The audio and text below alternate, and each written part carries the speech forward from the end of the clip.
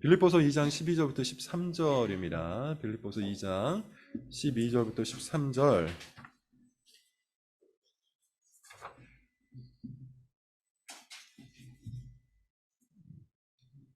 두 절이니까 여러분 같이 한번 읽어볼까요? 자, 같이 읽겠습니다. 시작. 그러므로 나의 사랑하는 자들아, 너희가 나 있을 때뿐 아니라 더욱 지금 나 없을 때에도 항상 복종하여 두렵고 떨림으로 너희 구원을 이루라. 너희 안에서 행하시는 이는 하나님이시니 자기의 기쁘신 뜻을 위하여 너희에게 소원을 두고 행하게 하시나니. 아멘. 자, 이제 구원이라는 주제 설교가 몇 번 남지 않았는데 그 중에서도 성화라는 주제를 가지고, 교리를 가지고 우리가 살펴보고 있습니다. 성화 교리는 제가 의도하건대 지난주에 한번 했죠. 그리고 오늘 한번 하고, 원래 다음 주까지 하려고 했으나 한 번 정도 더 늘려야 될 것 같습니다. 분량을 준비하다 보니까 4번의 설교로 나와서 원래 약속했던 3번이 아니라 4번으로 성화 교리를 좀 다뤄보도록 하겠습니다. 지난주 성화 교리에 대해서 이렇게 이야기를 했을 겁니다. 우리가 은혜를 더하려고 죄 가운데 거할 수 있겠는가? 많은 사람들이 자기 신앙이나 아니면 교회 생활과 관련해서 이런 착각들을 할 때가 굉장히 많잖아요. 주님의 은혜를 빌미로, 주님의 은혜를 빙자하여서, 그렇다면 어차피 하나님께서 늘 나에게 은혜를 주시는 분이시니 내가 죄를 더 많이 지으면 지을수록 나에게 용서를 베푸시고 자비를 베푸시는 하나님의 은혜를 더 많이 얻을 수 있는 거 아니냐, 이런 논리를 펼칩니다. 사실 논리적으로만 보면 어느 정도는 맞을 수 있어요. 왜냐하면 바울이 이미 앞서 어떤 이야기를 했습니까? 죄가 많은 곳에 은혜가 많다라는 이야기를 했죠. 그러니까 논리적으로 이 논리를 역순으로 돌려보면 은혜를 더 많이 얻으려고 죄를 지을 수도 있을 거예요.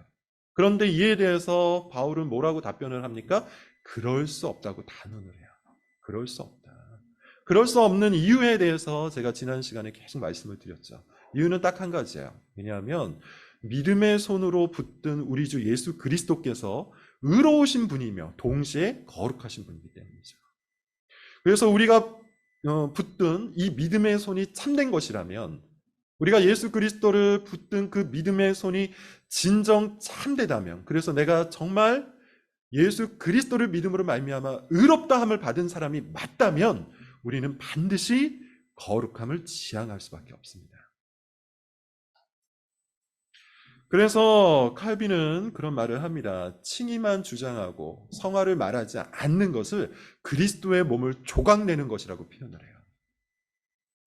성화가 없는 칭의는 사실상 우리가 그리스도의 몸을 갈기갈기 찢는 것과 다를 바가 없다. 그럴 수밖에 없잖아요. 우리 주님은 한 분밖에 안 계시고 그 그리스도를 붙든 이 믿음의 손을 통해서 의로움과 거룩함이 동시에 들어와야 되는데, 나는 믿음으로 의롭다함을 받았으나 거룩함을 추구할 필요는 없다, 이렇게 주장한다면 그리스도의 몸을 찢는 것과 다를 바가 없죠. 두 조각을 내는 것과 다를 바가 없죠. 그래서 바울이 이런 말을 하는 겁니다. 그럴 수 없다. 이 말이 논리적으로 맞아도 그럴 수가 없다. 칭의가 없는 성화, 당연히 가짜겠죠. 근데 그 반대도 마찬가지예요. 성화가 없는 칭의도 사실상 거짓 칭의입니다. 가짜 칭의입니다. 그렇다면 여러분, 성화가 뭡니까? 지난주에 3가지 정도로 제가 정리해서 말씀을 드리고 설교를 마무리했던 것 같은데 기억하실지 모르겠네요. 다시 한번 요약을 좀 해볼게요. 첫 번째, 성화, 성향의 변화라고 그랬죠.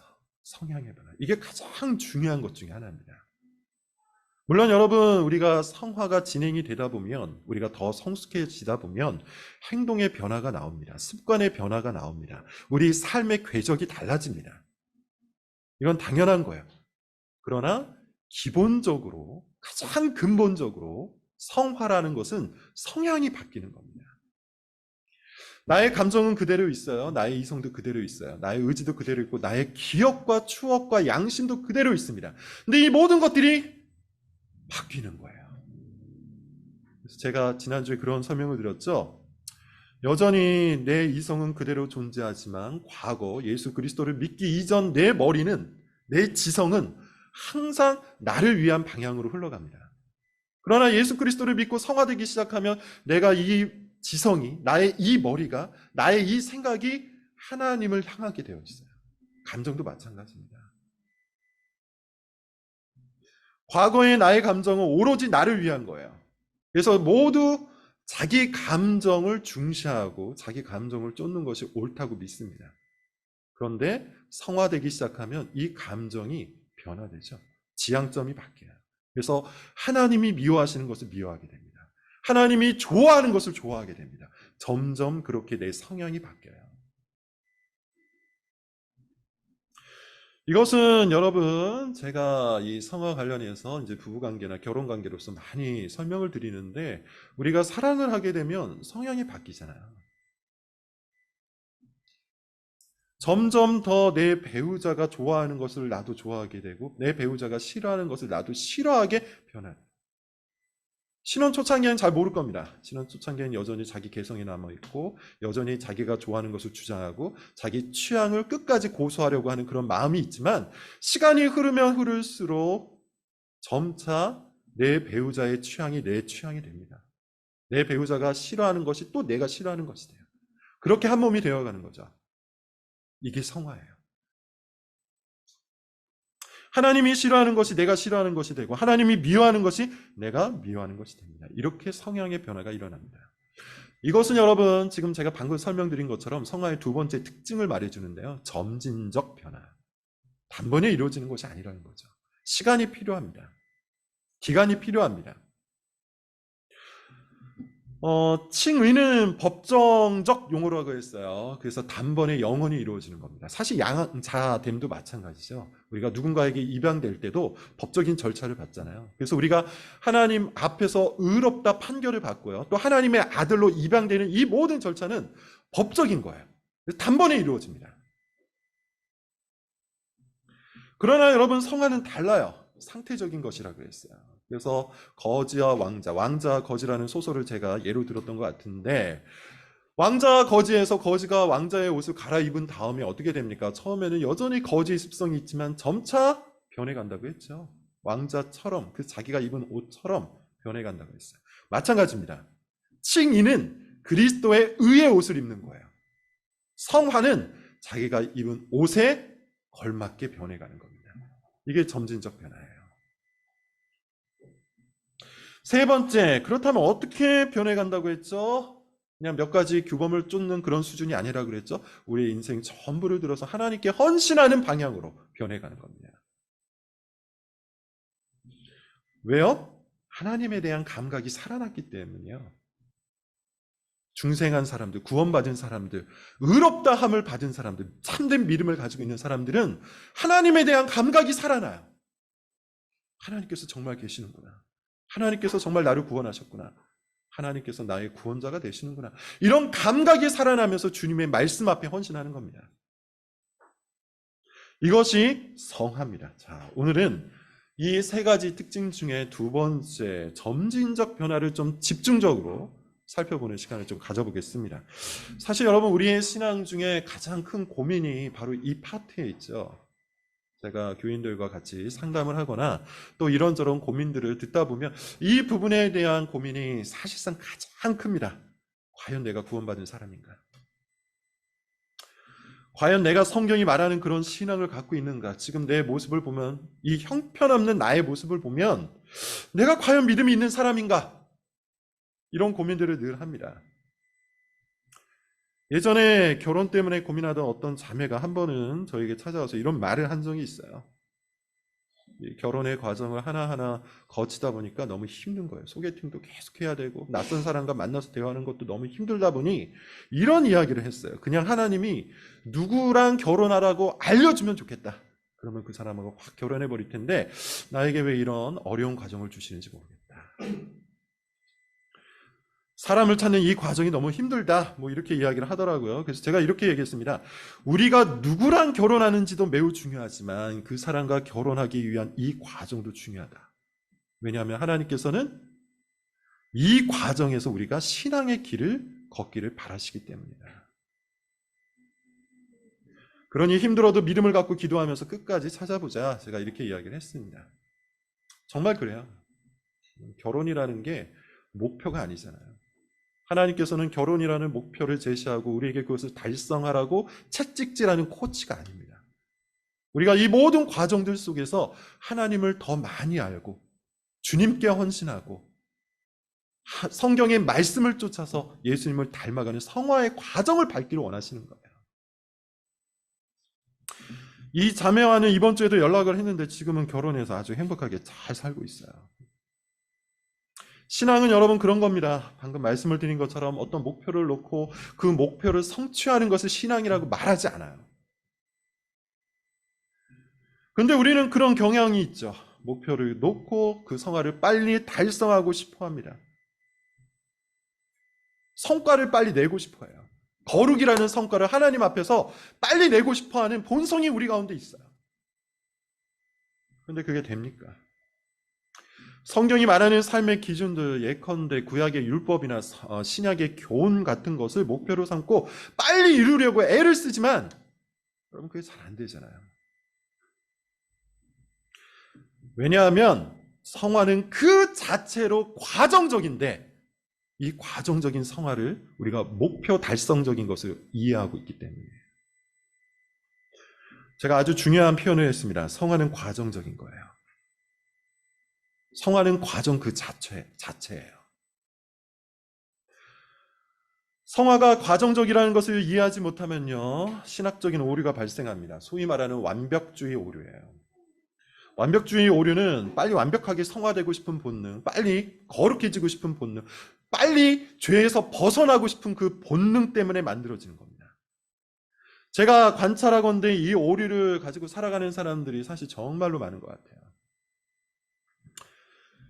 시간이 갈수록 더 많아지는 것 같은데요. 아마도 우리 사회가 목표 달성적이고 성과 달성적이기 때문인 것 같습니다. 그러다 보니 신앙이라는 것도 그렇게 하고자 하는 겁니다. 그런데 여러분 다시 한번 강조하는데요. 성화는 과정적인 거예요. 과정 그 자체예요. 성화는 거룩의 길에 서 있는 것 그 자체가 성화예요. 이것이 사실은 여러분 관계적이라는 말과도 굉장히 비슷한데요. 제가 앞서 설명을 드렸던 것처럼 다시 한번 부부관계로 예를 좀 들어보도록 하죠. 여러분 부부관계에서 목표 달성이라는 것이 존재합니까? 부부관계에서 성과 달성이라는 것이 여러분 존재하나요? 만약에 혹시 그렇게 이해하고 있다면 그 사람은 결혼에 대해서도 부부관계에 대해서도 제대로 이해하고 있지 못한 거예요. 사실 그렇지 않습니다. 뭔가 좀 완성된 것 같은데 이제 좀 평안한 관계가 된 것 같은데 어때요? 시간이 지나고 상황이 발생하면 또 싸울 거리가 생기고 또 갈등거리가 생겨나죠. 그렇다고 해서 이 부부관계가 깨집니까? 아니죠. 그런 과정 자체가 부부관계예요. 종종 부부관계를 목표 달성, 성과 달성이라고 생각하는 사람들이 있는데요. 이런 경우는 꼭 문제가 생겨요. 결혼이라는 것을 하나의 목표로 여기고 결혼했으니 이제 끝! 그 다음 목표를 향하자. 이런 식의 사고방식을 갖고 결혼을 바라보게 되면 결혼관계 안에서, 부부관계 안에서 반드시 문제가 생긴다는 겁니다. 결혼식은 끝이 아니라 시작입니다. 결혼식이 우리가 지금 설명하고 있는 구원의 과정으로 이야기하자면 일종의 칭의와 같은 거죠. 법적인 절차잖아요. 우리가 결혼식을 하고 혼인서약을 하고 구청에 가서 부부가 되었음을 도장을 찍고 그렇게 법적으로 부부가 되는 것, 이것은 일종의 칭의라고 할 수 있어요. 근데 여러분 그렇다고 해서 모든 게 끝나는 게 아니잖아요. 어떻게 해야 되죠? 둘이 한 몸이 되기 위한 과정을 거쳐야 되죠. 그리고 그 과정은 전 생애를 통해서 거치는 겁니다. 그게 성화예요. 하나님의 관계도 여러분 똑같다고 생각을 하시면 됩니다. 우리가 하나님과의 관계에서 어떻게 목표를 달성할 수 있겠어요? 부부와의 관계에서도 목표를 달성할 수가 없는데 우리가 하나님께 헌신하는 것에서 어떻게 성과를 낼 수 있겠습니까? 결혼 관계 안에서 성과를 내는 것도 불가능한데 우리는 그저 그리스도의 의의 옷을 입은 죄인일 뿐이에요. 그러하기에 이 과정 속에서 주님을 붙들고 걸어가는 것이죠. 그게 성화예요.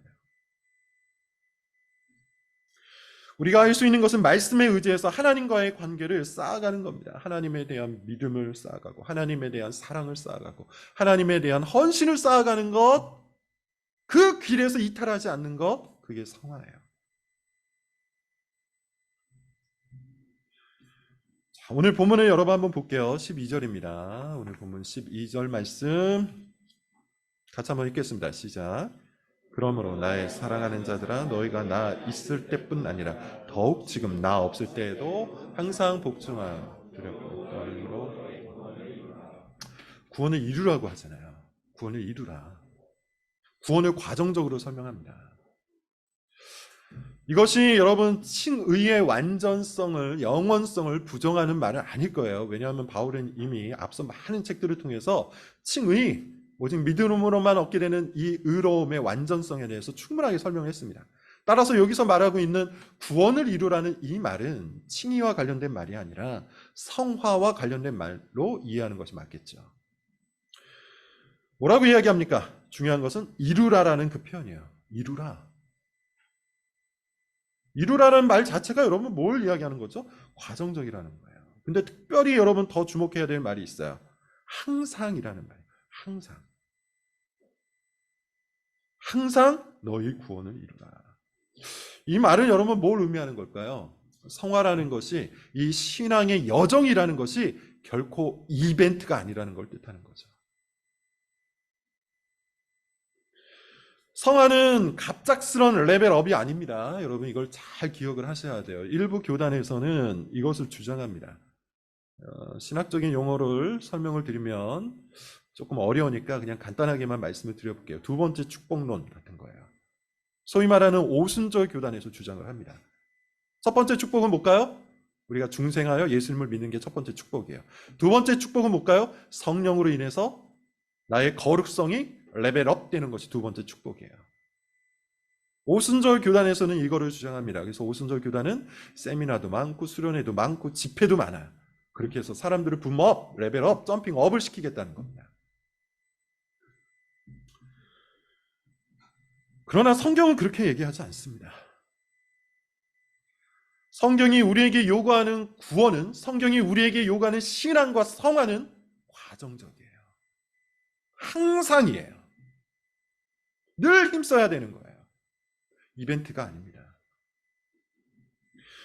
성경은 우리에게 항상 하나님께 헌신하라고 얘기해요. 우리의 일상에 하나님께 헌신되어 가야 한다고 말해요. 우리의 매일이 하나님과 동행해야 한단 말이에요. 결혼 관계를 비유했으니 여러분 한번 계속 비유를 좀 해보죠. 어떤 남편이 굉장히 불성실해요. 집에도 제대로 안 들어오고 모처럼 집에 들어오면 아주 늦게 술만 마시고 들어옵니다. 근데 이 남편이 굉장히 파격적이에요. 그래서 1년에 몇 번 정도 어마어마한 이벤트를 해줍니다. 보석을 사주기도 하고 해외여행을 같이 가주기도 하고, 그러면서 자신이 평상시에 못했던 것들을 그런 방식으로 이벤트로 다 보상을 하려고 해요.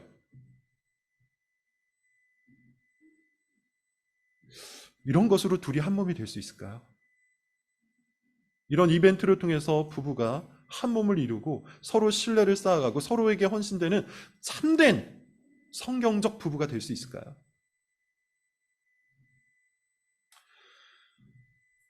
엄청난 이벤트는 하지 못해도 매일 서로에게 헌신하고 항상 서로를 위해 애를 쓸 때 두 사람이 한 몸이 되는 겁니다. 그런 거예요. 성화가 그런 거예요. 우리가 어느 날 갑자기 너무나도 하나님 앞에서 내가 헌신하지 못한 것 같다. 올해는 단기 선교를 좀 가서 붐업을 시켜야겠다. 내 신앙이 그동안 너무 바닥을 친 것 같다. 내가 하나님을 조금도 신경 쓰지 않고 산 것 같다. 안 되겠다. 수련회에 참여해서 레벨업을 좀 시켜야겠다. 그런 방식으로 여러분 성화가 되는 것이 아닙니다. 심지어 어떤 사람은 기도원에 가서 영역이 충만한 누군가의 안수를 받으면 신앙이 내 안에서 불길처럼 일어난다고 주장하는 사람도 있는데 전혀 그렇지 않죠. 하나님께서 우리에게 요구하시는 것은요, 과정이에요. 우리가 항상 매일 일상 속에서 늘 주님과 동행하기를 원하시는 겁니다.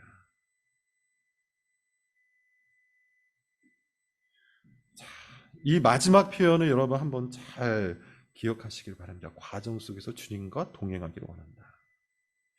하나님은 우리가 성화의 거룩한 목표를 달성하기를 바라시는 게 아니야. 우리가 달성할 수 없다는 걸 이미 알고 계세요. 여러분, 소교리 문답을 우리가 매주 지금 읽고 있는데 소교리 문답에서도 그렇게 말하고 있지 않습니까? 현세에서 하나님의 계명을 지킬 수 있는 사람은 없다. 없어요. 우리가 완전하게 주님 앞에서 거룩한 성화를 이룰 수가 없어요. 하나님께서 바라시는 것은 그런 완전주의 신앙이 아니라 우리가 그 거룩한 삶의 과정 속에 있기를 바라시는 거예요. 고민하고 근심하고 넘어지고 쓰러지더라도 주님의 손을 붙들고 주님과 함께 가는 이 길에 남아있기를 원하시는 겁니다. 하나님의 능력을 붙잡고 우리 삶의 여정을 함께 걸어가기를 원하신다는 거예요. 제대로 하지 못해도 상관이 없습니다.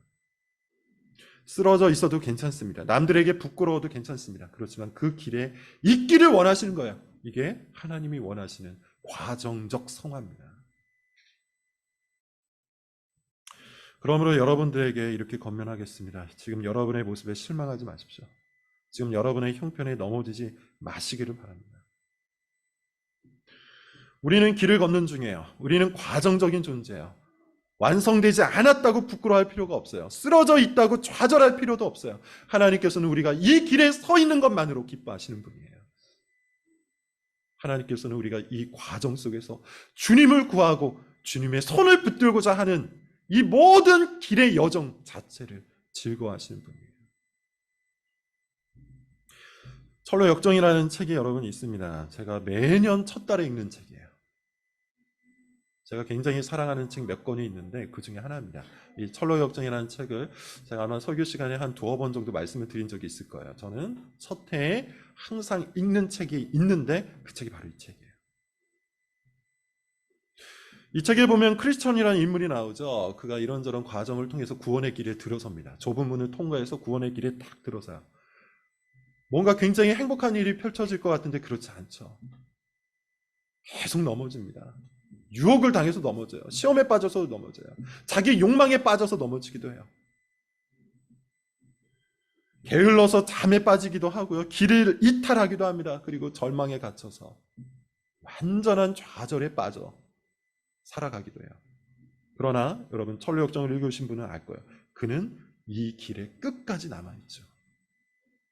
끝까지 이 길을 걸어가요. 하나님께서 그의 길을 이끄십니다. 이것이 여러분 구원의 길, 성화의 길이에요. 성화는 과정적입니다. 자, 동시에 여러분 과정적이라는 이 단어와 더불어 하나를 더 붙드시기를 바라는데 성화는 과정적이면서 동시에 지향적이에요. 이 두 번째 표현도 굉장히 중요합니다.